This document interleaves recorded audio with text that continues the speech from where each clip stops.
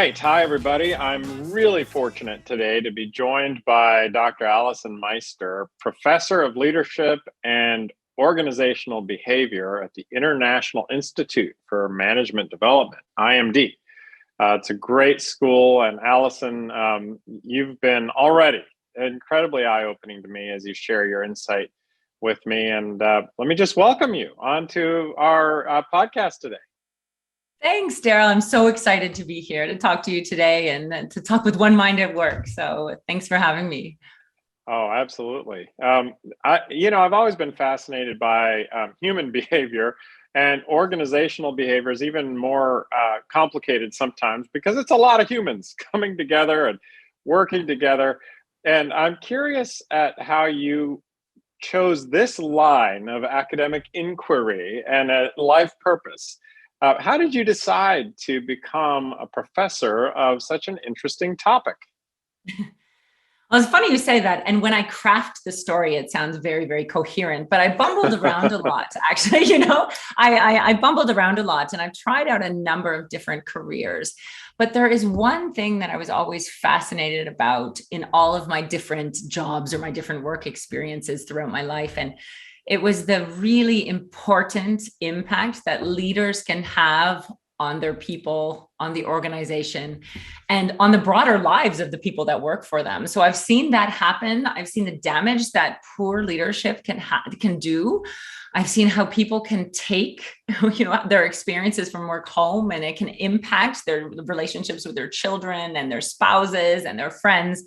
And I've also seen the other side, the impact that positive leadership, that leadership can really have on people and their mental health. So for me, that really triggered me to want to dive into exploring how we can do leadership better, if I might say, in not such a formal way. That's very inspirational, and you're right, very coherent the way you put that together. and I know you fight for this all the time. In fact, you work to grow our insight on this topic, and it's already helped me greatly. But you speak all over. In addition to in the classroom, you speak. I remember you saying you spoke at a large corporation that makes chocolate recently, and I thought, wow, that sounds great. Did you get to have chocolate? And you reminded me it was mainly about the topic and improving the organization, which I suppose that's almost as good as chocolate. But I'm curious,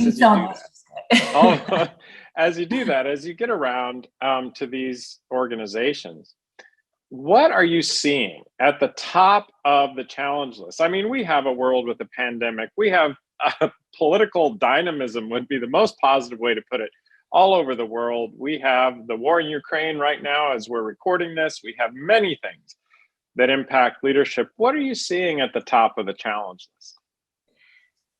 Well, there's so many, but let's if we just kind of put in a box the Russian invasion of Ukraine, put that aside for a second.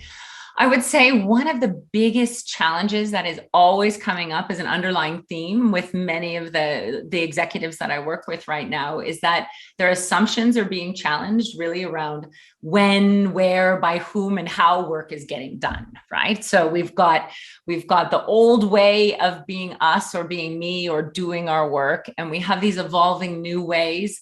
We have ways that are being forced upon us and ways that we're bringing about. And I think this is causing a lot of debate in organizations with leadership throughout. And so the workplace, as it were, the workplace of the past worked really well for some, but it really didn't work well for others. And so I guess the question is, how do we move forward? And I think there's a few paradoxes that are facing leadership today and leaders and organizations and employees. One I like to call the paradox of place. So this is, where do I feel my best? Where do I get my best work done? Where do I feel whole? Where do I feel like I'm thriving while I'm doing my work? And then at the leadership level, it's really around, what about my people? What does that mean for my organization? How do we develop these thriving cultures? When it's more challenging to get a feel for, who are we as a unit when we're dispersed? And I think these are causing, these are triggering really important conversations right now as we make sense of the world and the way the way it's moving. The other paradox I want to highlight.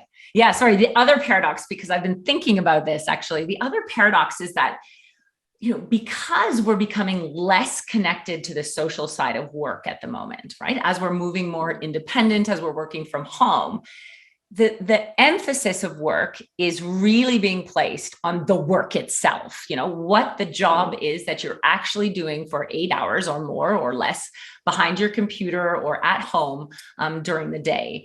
And so what that means is that studies are showing that people are actually more productive than ever. Right. So some studies are coming out showing people and organizations are productive. And I have some leaders saying, well, my people are producing. But the flip side of that is that they're actually depleting. So they're getting more and more tired because the side of work that we didn't consider the work itself, we're starting to realize the importance of that. So even when people are producing and being productive, they're starting to deplete themselves more and more. They're not learning to work. They haven't developed new recovery strategies. They discounted the social aspect of work that was so important. And so we're finding that work is much more than the work itself, right? The content of what you're doing. And I think that's an interesting paradox that needs to be discussed. And we need to have those conversations at work. I'm really intrigued by the last point, where when our work becomes the focus, if the purpose gets diffuse, when everything's integrated and life and work are kind of happening together, it can easily become hard to turn off and hard to recover and hard to have the resilience creation from the sense of purpose. And I'm curious if there's a thing that's underpinning all of that, or a few things that you feel like are really the causative factors of this challenge you just described. It's such an interesting question. When I reflect on it, it really triggers, I think, I like to say, I think we're in a little bit of a collective existential crisis when it comes to work at the moment, where people are asking the question, just tying to what you mentioned about purpose. If I'm focusing this much of my time on my work, what is the difference I'm making? It's triggering people to ask, what does performance mean? Is performance the number of widgets I produce in a day, or the number of papers I produce, or the number of, of meetings I have in a day? Or is performance something more? And what does work really mean? And how do we measure that then? And as a team leader, how do you make sure that you're fostering that, excellence when it comes to results, but also excellence when it comes to mental health and thriving and energy and connection and inclusion? And those used to take a little bit of a back burner to the what was being produced. And I think these are questions that are triggering for people. And what is sitting under this, I think, is just, of course, when it comes to any kind of crisis of meaning, it's around the things that trigger the question, why?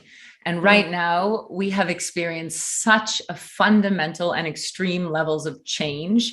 And the last years have been anything but stable. We're at an all-time high in terms of, how we work, where we work, and also our personal lives are becoming increasingly inseparable from what we do. Who we are is no longer separable from what we're doing at work. And so we're bringing a lot of emotions into the workplace, which is so important, but we need tools and we need the abilities to be able to understand these emotions and to be able to work with them and harness them. So we can feel our best and we can help our people feel their best at work.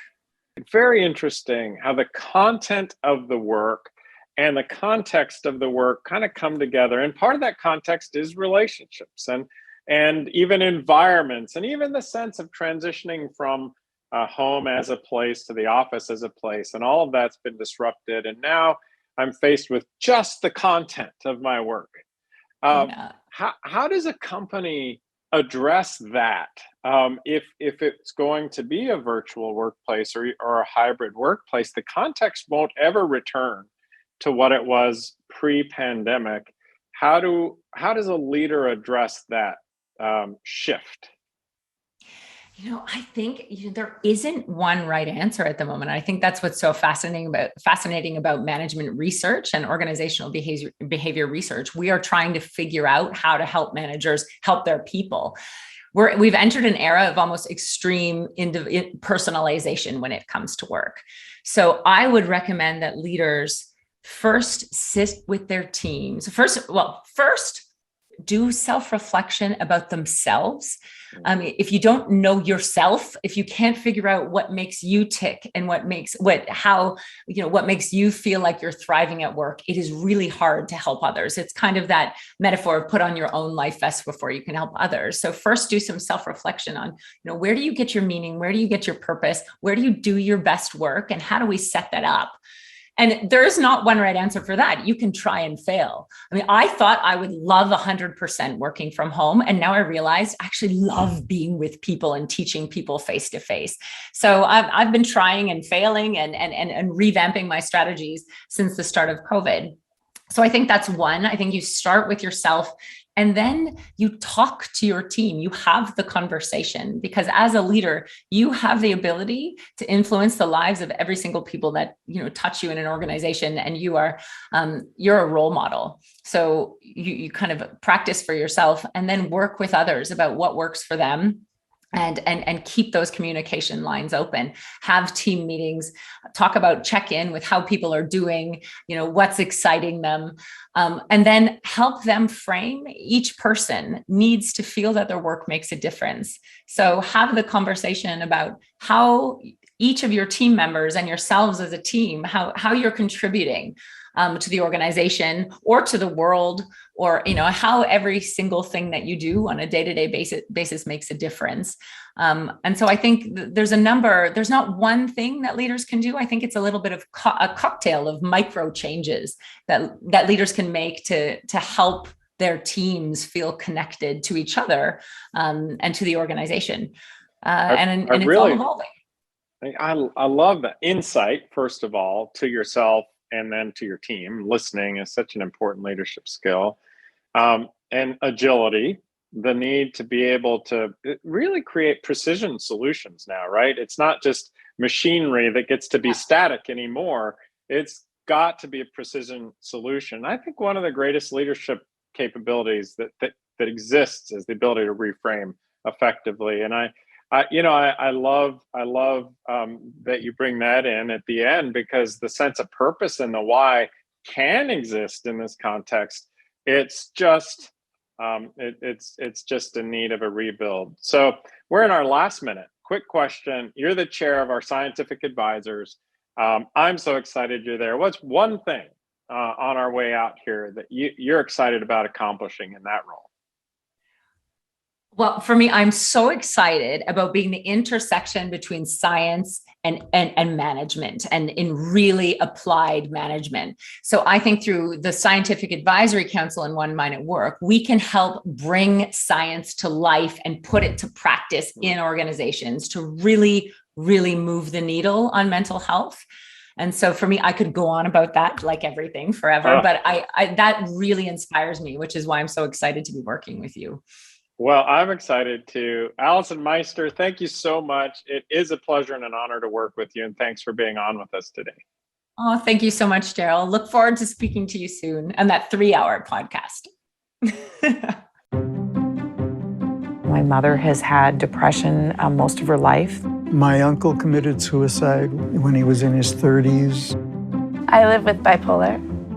Now, more than ever, it's the world's leading cause of disability. Yet research to improve mental health lacks the attention physical health research receives. Visit onemind.org. From the lab to the front lines, accelerating brain health for all. Help us fund new treatments at onemind.org. I'm living my best life.